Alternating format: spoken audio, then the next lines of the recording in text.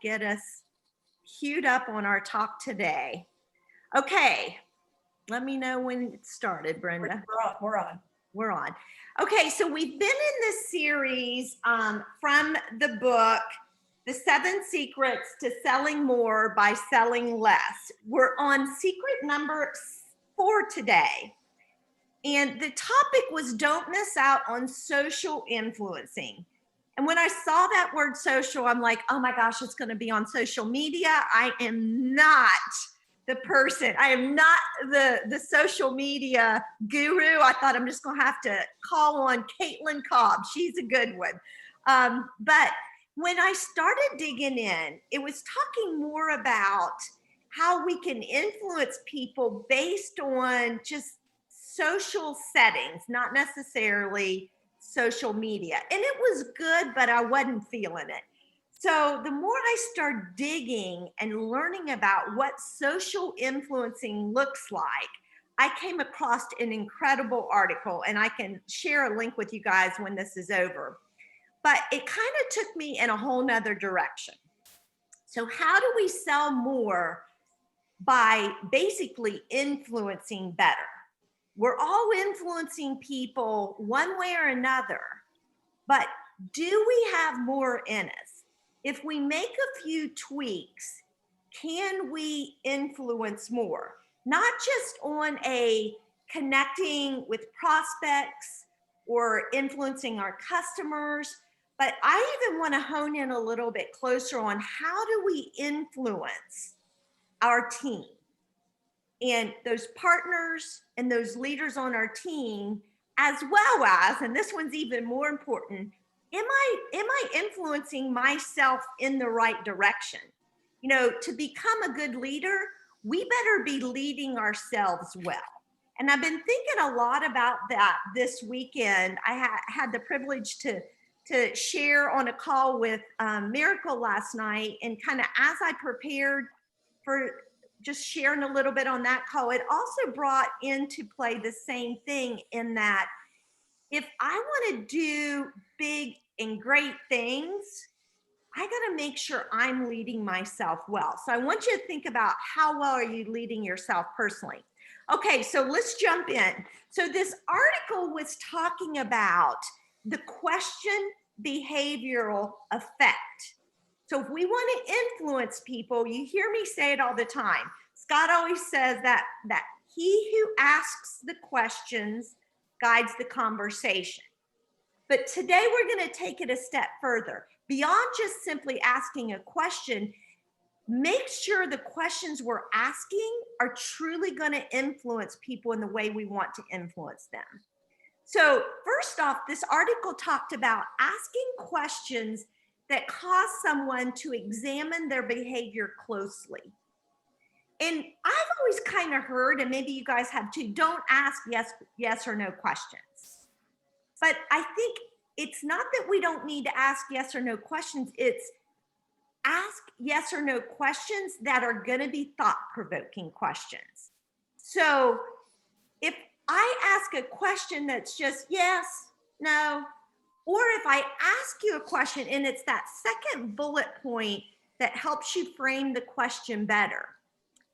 It's when you ask someone a question, we all have kind of an ideal self of who we are, who we want ourselves to be.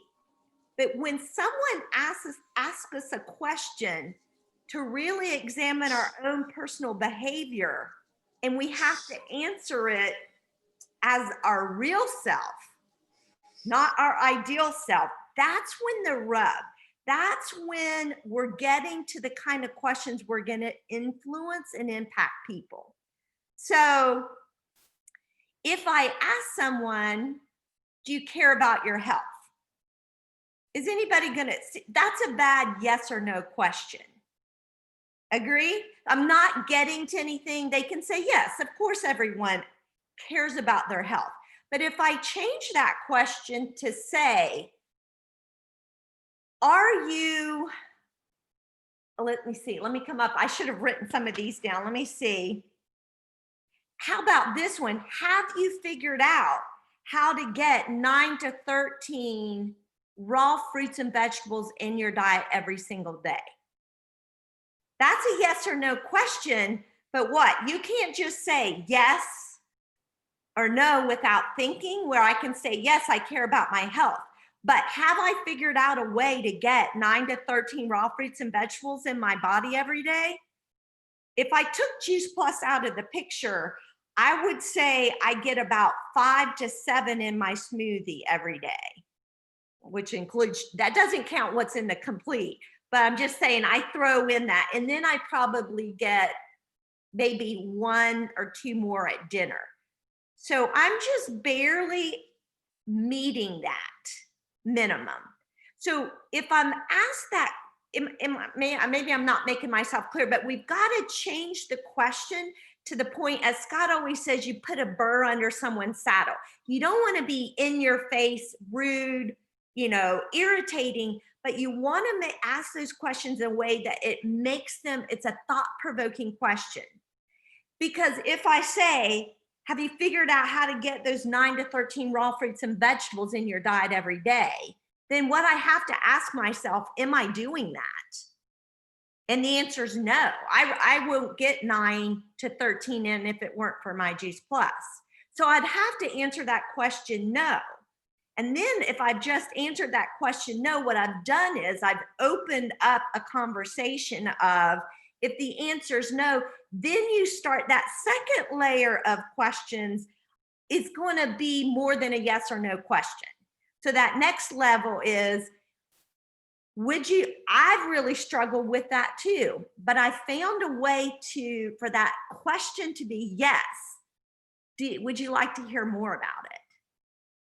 So that, and then those follow-up questions are going to go deeper, but it's not that first initial question is, I remember, and I've said this story before, I remember one time asking a guy if he got 9, I did ask this very question, do you get 9 to 13 raw fruits and vegetables? Because he's kind of boasting about how he ate healthy. I said, do you get 9 to 13 raw fruits and vegetables? See, I can say that in 2 different ways. One way can be kind of slam in your face, you can't get 9 to 13 fruits and vegetables. Or, wow, are you really getting 9 to 13 fruits and vegetables in your body every day? And I will never forget, he went, well, I ate a peach today. I'll never forget that answer. I ate a peach. What happened was, if I would have said, do you eat healthy? He would have told me yes, because he was already telling me that. But when I started qualifying that question, it made him stop. I saw him thinking through, what did I have today? And did I really get 9 to 13 in? So when we ask those questions, what we want is we want them to examine their behavior closely. Then what you're doing is their ideal self against their real self. And then they're going to have to be honest with themselves. And then that opens the door for a much deeper conversation. We just have to be careful that we're not trying to slam someone. What we're trying to do is to get in a good conversation. So we got to kind of be funny about it, or very kind, but still, as me, and saying my husband's quotes, we don't want to turn up the heat on people. We just want to turn on the light that, aha, okay, yeah, I'm not getting 9 to 13. So that number 3 point there, ask questions about the future to speed up an individual's readiness to change. So if I think about asking questions, and as I'm throwing these things out, I want you guys to help me out. I'd love to come up with a list of really good questions we can share amongst ourselves. So asking questions about the future to speed up an individual's readiness to change. So have you thought about the impact that would be on your body if you added 30 raw fruits and vegetables every day? What do you think your health would look like 5 years from now? Every day getting 30 raw fruits and vegetables. So what you're doing is you're taking them out into the future. What do you think your health would look like if nothing changed right now? I mean, if I ask myself that, I can think of something when I say to myself, what would my health look like 5 years down the road, that normal aging process? What would my health look like? Instantly, I start thinking of things that, Elaine, you need to change this. Elaine, you need to change that. You need to stop doing this. You need, am I the only one, or is some things coming up in y'all's head too when I think 5 years down the road, 10 years down the road? So think about questions that make them go 5 years down the road. What if I'm talking to a partner on our team that keeps telling me, yes, I want to build and grow a business, but there's no activity coming from them. So what if we do that same future pacing? Would you be happy? What's your check right now? Your check's $300 a month, $500 a month. Would you be happy? So here's a good question that goes back up into examining their behavior closely. If you change nothing about the way you work this business, would you be happy with that paycheck 5 years from now? How many people would be happy with their current paycheck? Or how many people want to see their paycheck grow in 5 years? I sure want to see mine grow in 5 years. So get people, then comes that follow-up question. And that follow-up question is, what do you think you personally need to do to change, whether it be if we're talking how they're from a Juice Plus standpoint or from a business standpoint. And that's when you start getting them to get their head in the game with you. Number 4, discomfort motivates people to change. You don't like it. I have to be honest, when we go to conference, you know how you have all those ribbons? It's not that I want the ribbon. I don't want to not have the ribbon. Can anyone relate with me on that one? It's more about the discomfort of not having whatever ribbon I feel like I should have than the stupid little ribbon. And I think the same is true when we motivate change. It's this discomfort that truly motivates us if we're honest with ourselves. And then lastly, ask questions that forces a yes or no answer. I probably should have put that bullet point first. That first, but we have to make sure the questions we're asking really are questions that will encourage them to examine their behavior closely. All right, next screen. Okay, now's when I'm going to get y'all thinking. I want you to start writing. So if you're talking to a prospect, what question would be a good yes or no question that will pique their interest? So, we already kind of talked about, have you figured out how to get those 9 to 13 fruits and vegetables in your family every day? Someone can come up with some better ones. I don't know how many are on the call, 15 or 20 of us. We can come up with 5 or 10 really good questions, that we can help get somebody into a good conversation by getting them to think, kind of look inward and see how they're doing. Do you have a plan for 2021 to take your health to the next level? That makes you think, doesn't it? Do I have a plan? Is it written down? What are my health goals? What are your health goals for 2021? Not just a quick resolution type thing that's going to last, a few weeks, but truly how you're going to move the dial on your health in 2021. That's not a right to the Juice Plus point with a prospect, but it's a great opening conversation. All right, what about our customers?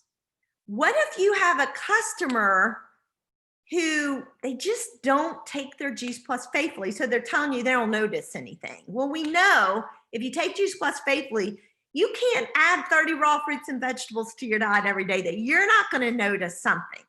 Now, sometimes people just aren't that self-aware.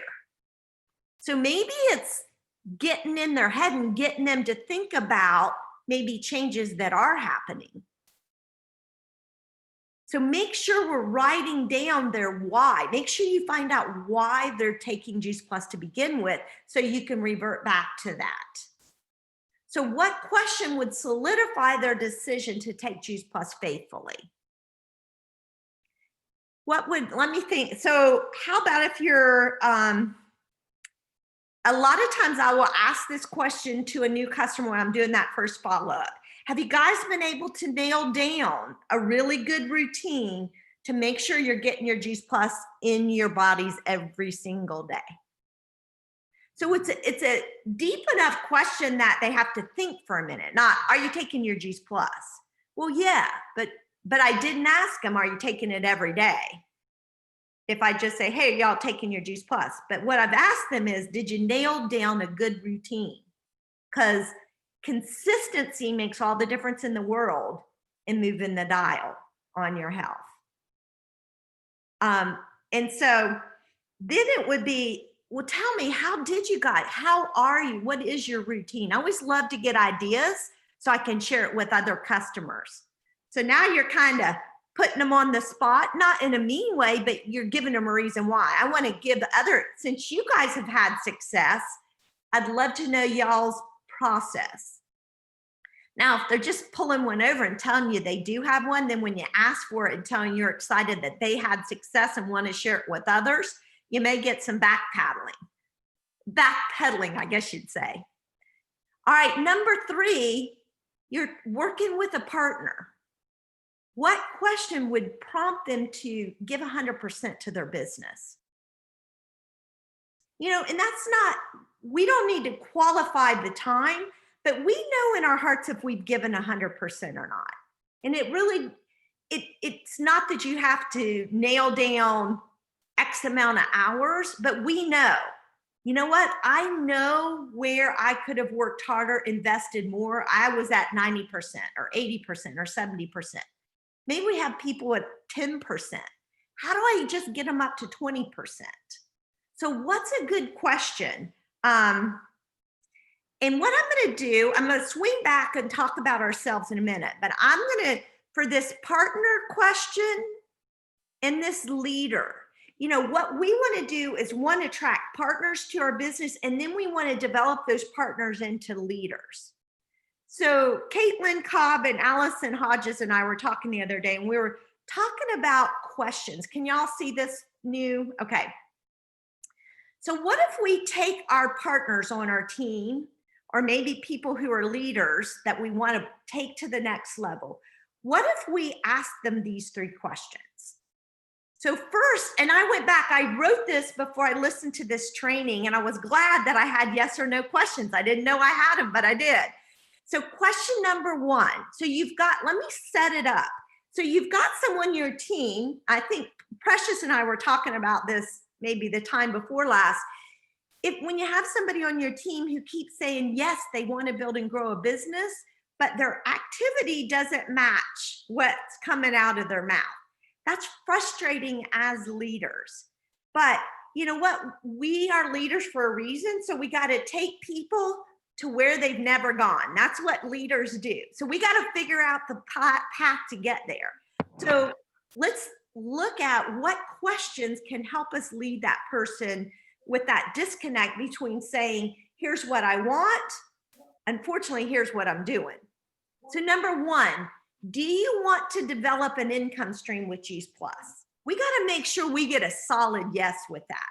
Is that really what you want to do? If you get yes, if so, what do you want? And what's your number? How much do you want? Maybe, and this in the beginning, I remember having this conversation with my husband. I'm like, I'm beating my head against the wall. They're telling me they want to build and grow a business, but I'm not seeing the activity.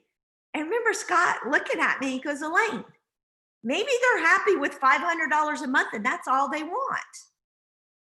If that's the case, then I'm not beating myself up because I feel like I'm not leading them well. I'm not making them feel bad because they're hitting the goal they have for themselves.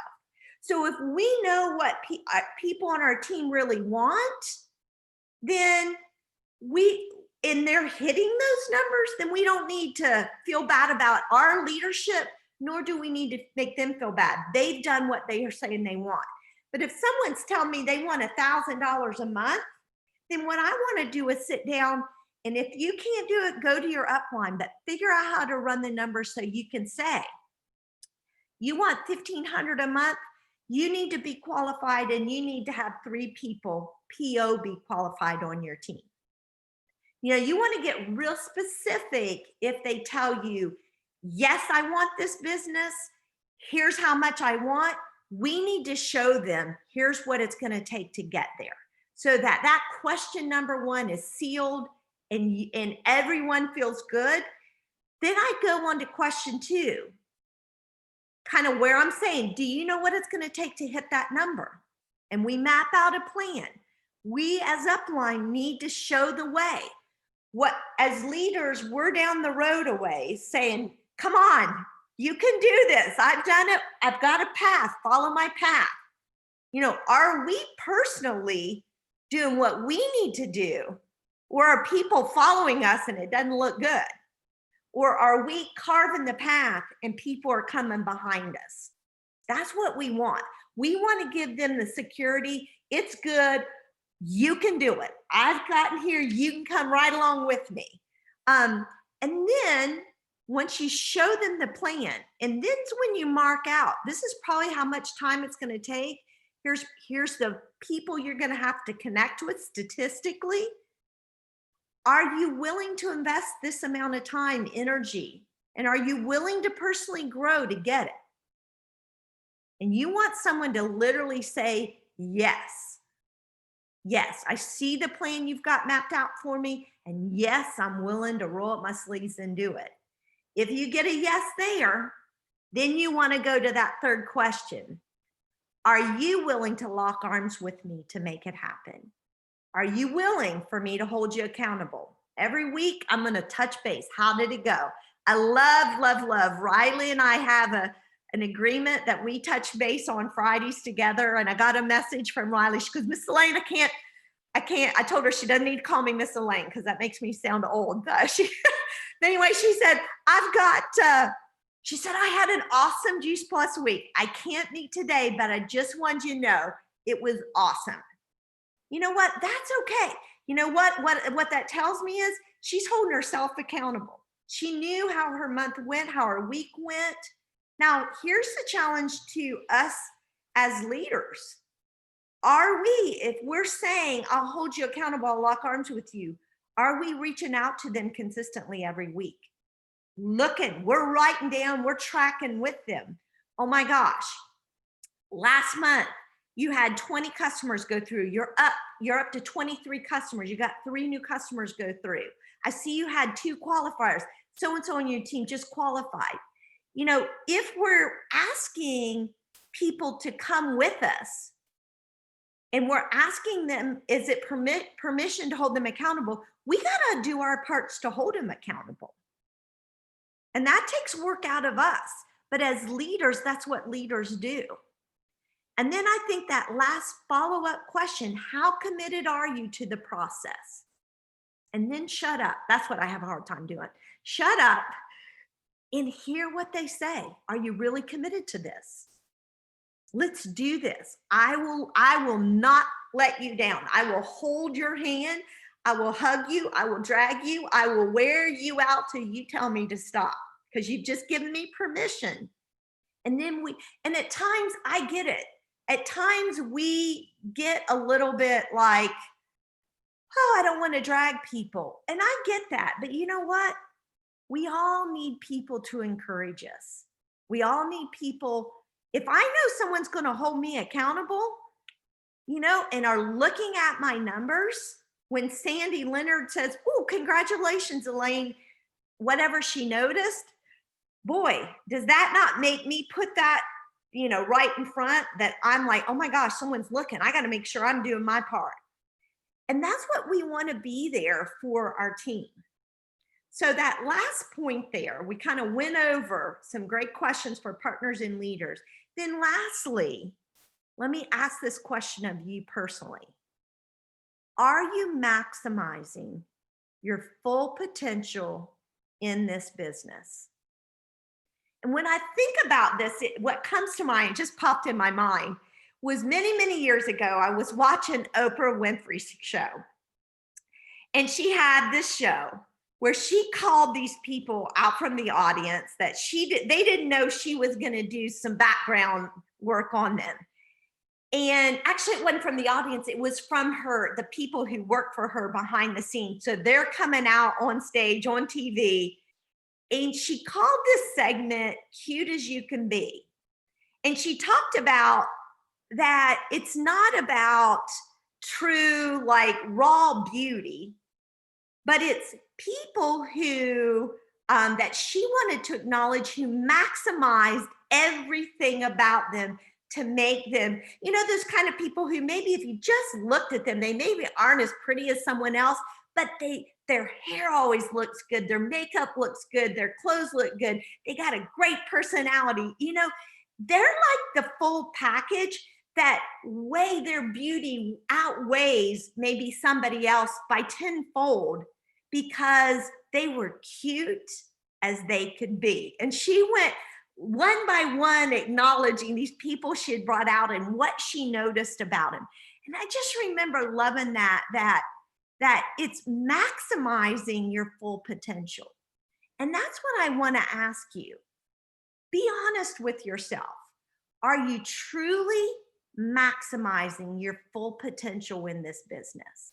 Or are you say, you know what, I'm only at about 60%? If you're not 100%, what is it? What tweaks in your activity, your commitment, your learning that you could make to take it from a 60% to an 80%, or an 80 to 90, or 40 to 50? What is it that's required of you to maximize your full potential? And are you willing to maximize your full potential? Maybe that's the first question, that yes or no question. Are you truly willing to do what it takes to maximize your full potential? And if the answer is yes, then personally do some digging, get with your upline and say, here's where I see I can improve. If I tweak these areas, what do you see? And let's, like Oprah would say, let's be as cute as we can be, or maximize as much as we possibly can, so that we can be all that we're intended to be in this business. So, okay, we'll take 5 minutes before we start planning. Let me just start picking on some people.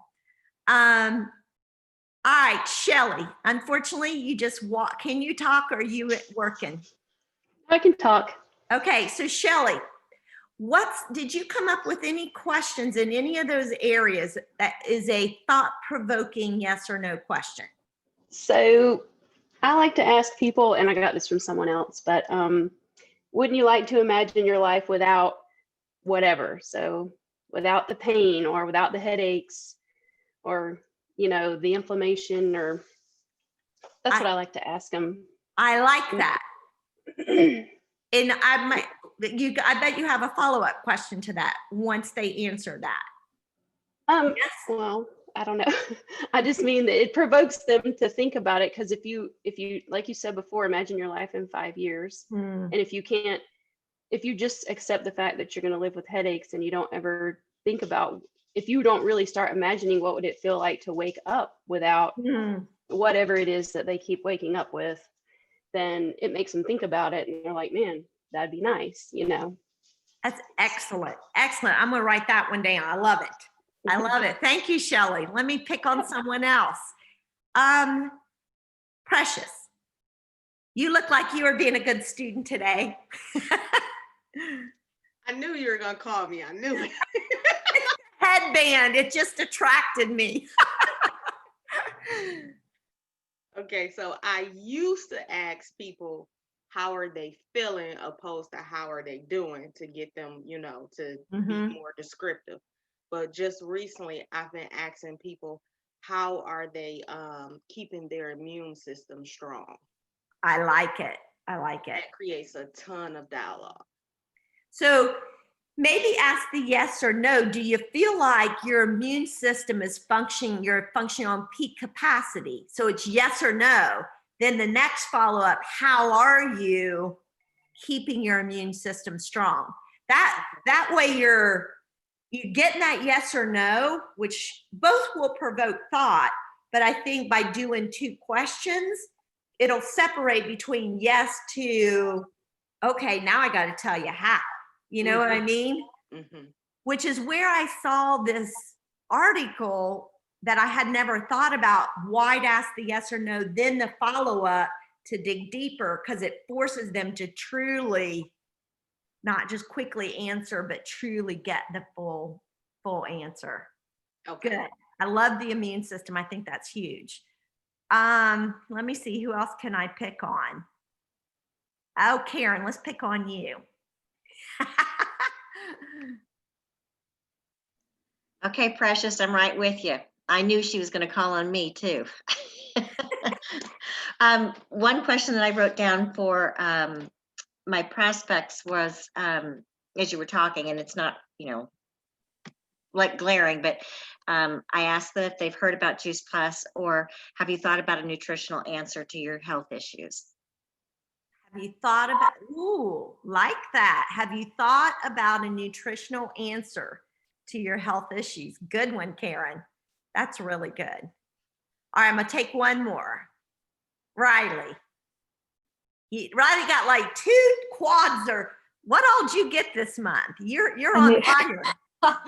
I knew she was gonna call me too. I just like picking on people. I have it right here actually. I got 2 quads, a duo, and a feel good look good, which I think was a trio of fruits, vegetables, and omegas. Love it.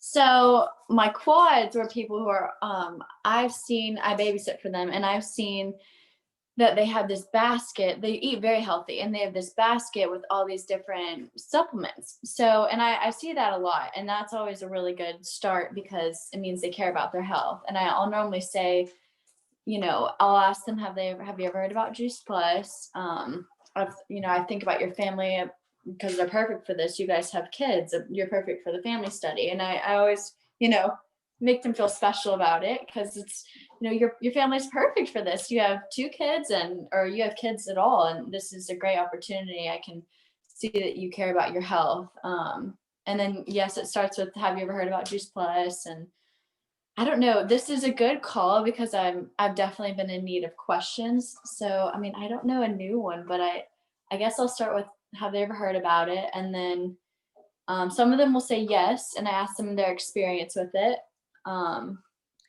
You know what? You made me, I like the fact that you said you're a perfect candidate. That was really good. You're a perfect candidate for our family health study. If I remember right. Yes.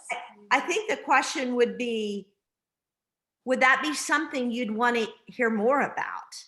Okay. Yeah. And then if they say no, who's going to really say no? One to Most you. people don't. Yeah. So I think I like that. I like that because it would naturally want someone to say, what's the family health study? Mm-hmm. You're a perfect candidate. Excellent wording. I love that. Thank you. Very good. And then, the follow-up question would be, what would the follow-up question? You tell them about it. Right. And I also was thinking about asking the questions about the supplements. What made them decide, to use the supplements that they have. Because what I find is a lot of people's like, I don't know, I heard you needed omega, so I ordered an omega. I looked on Amazon, that was the number 1, Right. Yes. No real. Sorry, go ahead. Keep on. No, it's okay. You go. Did you have something else to say? No, keep going. Okay. But I'm thinking if we maybe dig deeper on what the supplements are, then it, 9 times out of 10, if I buy something, it's usually because it was rated by Amazon. Well, Amazon, yes, it may be their bestseller or recommended, but it's probably due to marketing, not necessarily that it actually is the best supplement. So anyway, I think kind of going down that path a little more, it would be a great way to open up the doors of conversation. Right. I really like what made you choose this supplement. Because that is something I see supplements everywhere. So it means they care about their health, but if they haven't gone much further, then, I mean, that's a good question. That would really help for people. So thanks. Okay, you guys, let's take just 2 minutes and pull out, and you can finish. We don't have to sit and stare at everyone's heads while we plan necessarily, but here's what I want to do. Let me just see and I know I ask this a lot, but personally, I know I get off track. So if I get off track, I'm thinking maybe you guys do occasionally too. So let me ask you this, on a scale of 1 to 10, 1 being, woo-wee, I got some work to do. 10 meaning I'm on it, Elaine. 1 to 10, how are you doing with the process of, I create a hot hands list? Well, first I look at last week's hot hands list. Some go back on the memory jogger, they're not ready. Some became customers, and some I need to take it to the next level. Then I start with this week and I build a whole new hot hands list. I follow it, I execute it, and every week I'm just redoing that hot hands list. How many people can give me 1 to 10? How are you doing on that process? Just like, okay, Shelly's at a 7. Excellent. Who else? 6 or 7. Riley at a 6. Precious at an 8. Dale at a 5. Okay, I didn't see you. Carrie's at an 8. Karen. I'm sorry, I got a text and I answered it. I didn't hear the question. I'm sorry, I'm telling on You're myself. the perfect student, Karen. You've let us down. 1 to 10, 1 meaning woo-wee, I got some work to do. 10 meaning I'm on it. When it comes to planning your hot hands list, executing it. All right, Karen, I knew Karen had to be close to a 10. You know what? I have to be honest, guys. I've been good working and doing a lot of coaching calls, but when it comes to my hot hands, guys, I'm probably only at a 3 or a 4. So I need to back off. It's kind of like deep and wide, deep and wide. We can work deep within our teams, but we also have to go wide. And I love working with y'all, and I do it all day long, but I have to make myself step back and say, you know what? I got to keep going wide. I got to keep bringing on new people. And we can easily get into the management mode. And so I'm confessing, I got to get back into the building mode. So what I want to challenge you guys to do is we're going to go ahead and wrap up, but make sure you've got a strong hot hands list written out for this week. And I personally am going to do that. And I'm going to come back with you working toward a Karen Farrell level. So yeah, I hope you guys got something out of this. Get with your upline or whoever you want to connect with to make sure you're maximizing your full potential. And if you're not, let's figure out what it is you need to do we want to see everyone soar in this business to whatever level they want to get to. So, and Dale, I see your question. Thank you. And I'm going to read it right now and get back to you. But thanks you guys for being on the call. I appreciate each one of you. And yay, I see Mara there. Mara, I'm glad you jumped on with us. Thanks for being on the call, you guys. Thank you. Bye. Bye, everyone. Yeah. Bye. Thank you. Absolutely. Okay, so Dale said, I need someone to lock arms with and who can show me. I love these Zooms. I have so many potentials. Okay. Oops, did we lose her? Oh, there she is. You moved around. Yeah, just why don't you get with Linda, or who is Tina your upline? Who's your direct upline? Wait a minute, you're on mute, Dale. Yeah, Tina's my direct upline, but she's really busy. She's got elderly parents, and I've been there. Okay, And well, I need someone else. well, why don't you call Linda? Tell her about, you know, what the call was. She sent me a text. She was having a headache, so she couldn't be with us. But just say, you know what, get her to do a coaching call with you and help you figure out, okay, do you know your areas of, here's the areas I feel like I need to get better at. Mm-hmm. Do you know those? Do you feel like or do you need someone to objectively take a look at it? Well, I might need help all the way around, because I'm certainly not where I was thinking I was going to be by now. Okay. All right. Then I would reach out to Linda and say, hey, would you take some time with me? I want to maximize my potential. That's what you want to say to her. Maximize my potential.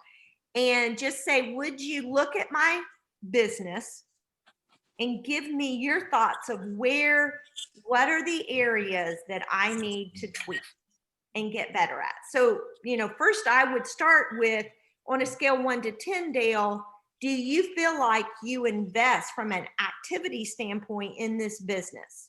Where's your level of activity? I love social media. So I'm posting all the time on my Facebook about nutrition, about Juice Plus, about all kinds of things. And I can see in my group that I've got a following. Mm-hmm. So these are definitely people that are health conscious or interested. I think you're going to have to take it offline at that point. Well, if I try to private message them, a lot of times I won't get any response at all. And it's just frustrating to me. Mm-hmm. And I might see on a different website where they've got health issues. And so I will share a video and say, I was thinking of you. And I may still not get any response. I know that there's just something I'm missing to get that click, because if I can figure it out, I know I could do a whole lot more. And I just get really discouraged. Yeah. Well, and maybe can I say something, Elaine? Yes, please do. Yay, Hi. Laura, glad you're with us. Yes. I found that online you have to really keep it generic. People don't want to be sold to online, but if you can address something specific, like if you see something specific about them, you mentioned on another website, you may address that specific thought in your post on your site, so that they actually have a clue that you have some insight to what they're experiencing. And then in your post, you can also say, you know, if you're interested in more insights or more information, DM me. So invite them in your post to DM you, but you may have to keep posting some generic things. Like, for instance, I did a post on the value of chicken soup. And what I did was I took every ingredient in chicken soup and I posted what vitamins came from those foods, like onions or carrots, you know, something like that. And then I found that really hit with folks that I was speaking with on social media. And I got more interest in that than when I tried to speak specifically maybe about the immune system. Right. So but then you're sharing information about recipes, and everybody likes recipes. How does that translate though to trying to get them interested in how they can get that all the benefit of that without having to cook? Right. For people that don't cook and live alone.